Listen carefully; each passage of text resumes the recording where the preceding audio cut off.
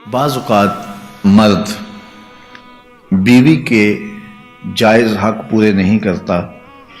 اور جو اخراجات ہیں وہ نہیں دیتا،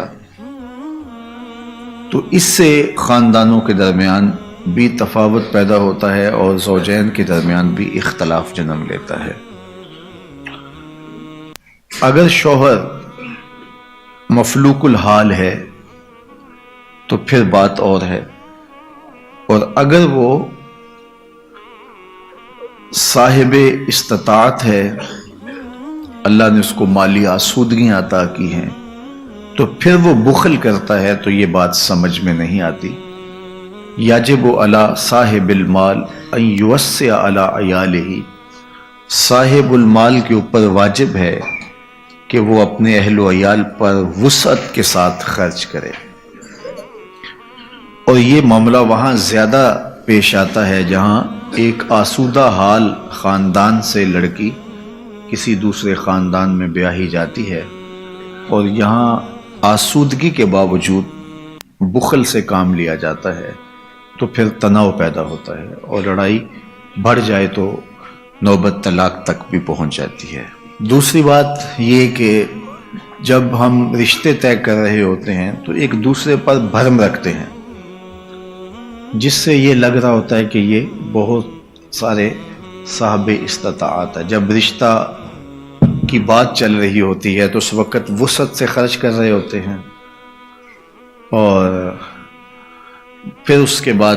جب خاتون گھر آ جاتی ہے تو پھر حقیقی چہرہ سامنے آتا ہے اور نقاب اترنے لگتے ہیں، اور پھر پتہ چلتا ہے کہ یہ تو معاملے کچھ اور ہیں۔ تو ایک تو خاتون کو اس کے خاندان کو دھچکا لگتا ہے کہ انہوں نے ہمیں چہرہ کیا دکھایا تھا اور اندر سے نکلا کیا، اور دوسرا پھر وہ مزید بخل سے جب کام لیتے ہیں تو پھر لڑائی کی نوبت آتی ہے۔ تو میرا خیال ہے کہ جب بھی رشتہ طے کیا جائے تو ساری صورتحال فریقین کے سامنے ہونی چاہیے تاکہ وہ اپنی مرضی کے مطابق فیصلہ کرے، اور شریعت نے جو ہمیں کف برابری کا کہا ہے تو اس کی حکمت بھی یہی ہے۔ جب خاندان برابر کا ہوگا تو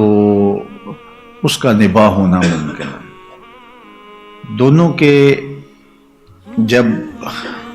معاشرتی مقام میں فرق ہوگا تو اگر بیوی فائق ہے تو وہ شوہر کو غلام بنانے کی کوشش میں لگ جائے گی اور اپنے ماں باپ کی دولت و ثروت کی بنیاد پر اس کو نیچا دکھانے کی کوشش کرے گی، اور مرد کی فطرت میں یہ ہے نہیں ہے تو لڑائی پیدا ہوگی۔ اور اگر عورت غریب خاندان سے ہے اور شوہر غیر معمولی امیر ہے تو پھر وہ اپنے سسرالیوں کے ساتھ رویہ اور انداز کا رکھے گا، اور بیوی کے ساتھ بھی اس کا رویہ اور طرح کا ہوگا کہ یہ میرے مرہون منت، تو پھر اس کا نتیجہ یہ ہوگا کہ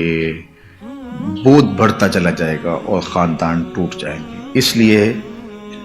اپنے جیسے لوگ ہی تلاش کرنے چاہیے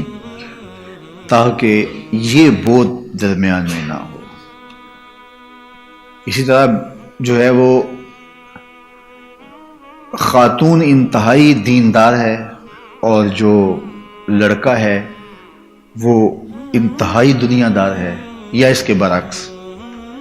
کہ لڑکا انتہائی دیندار ہے اور خاتون انتہائی دنیا دار، تو پھر بھی نبھا نہیں ہوگا۔ خاتون کی آرزو ہوگی کہ میں نقاب میں رہوں، شرعی پردے میں رہوں، اور شوہر کہے گا کہ یہ بے پردہ ہو کہ میرے دوستوں کے ساتھ ملاقات کرے،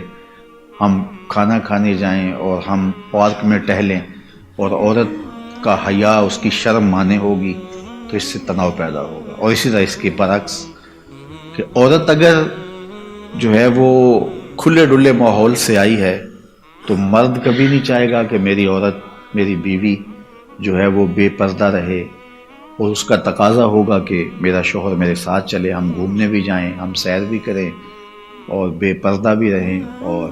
یہ معاملہ پھر دونوں کے درمیان تناؤ کا سبب ہوگا۔ اس لیے کف میں ان ساری چیزوں کا خیال رکھا جائے گا۔ کہ ان کی مالی مطابقت بھی ہو، ان کی ذہنی مطابقت بھی ہو. شرعی اور ذہنی مطابقت ہوگی، تھوڑا بہت فرق جو ہے وہ پاٹ لیا جاتا ہے، لیکن جو زیادہ فرق ہوتے ہیں ان کو دور کرنا مشکل ہوتا ہے،